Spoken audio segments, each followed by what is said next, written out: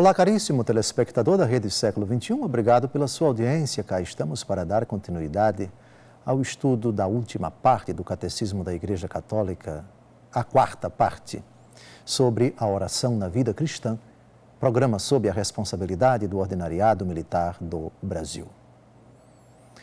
A oração pode ser entendida como aliança. Se Jesus diz, sem mim nada podeis fazer, ele, em outra ocasião, precisamente pelo apóstolo Paulo, na carta aos Romanos, capítulo 8, diz que não sabemos orar nem pedir como convém, mas o Espírito vem em nosso auxílio. A oração, portanto, é o resultado dessa interação entre a iniciativa de Deus e o esforço do homem. Sim, porque quem reza é o homem, com seu esforço, com suas capacidades, mas sem o auxílio de Deus isso não se concebe. Aliança, portanto, um pacto, uma ação conjunta entre a liberdade do homem e a gratuidade de Deus. Disso trata o parágrafo 2564 do Catecismo da Igreja Católica. Vamos ao texto. A oração cristã é uma relação de aliança entre Deus e o homem em Cristo.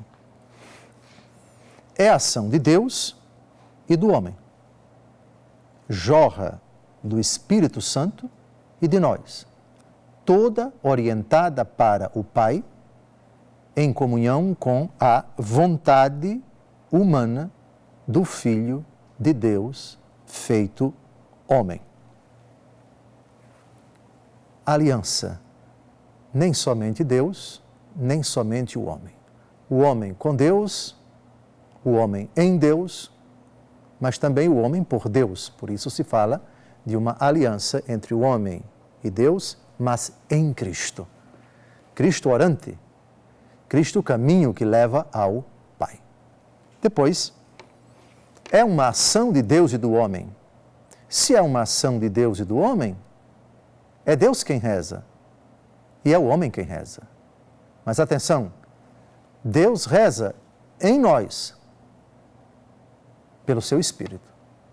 E nós rezamos por Deus, com o auxílio dele e para ele. Por ele, por Cristo, porque sem mim nada podeis fazer, disse ele, e ninguém vem ao Pai senão por mim. Com o auxílio dele, pela força do Espírito, o Espírito vem em nosso auxílio, porque não sabemos rezar nem pedir como convém.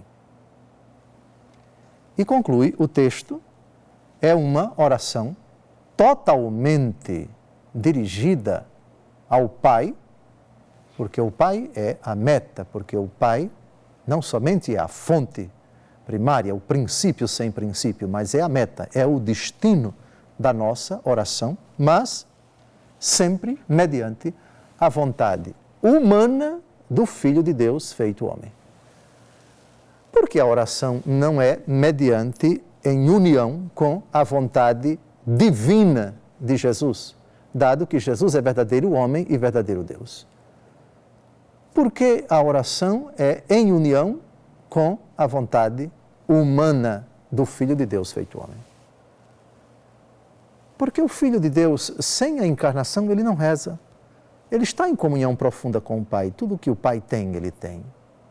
Mas no momento em que o Filho do homem se encarna, assume a natureza humana, se torna semelhante a nós em tudo, exceto no pecado.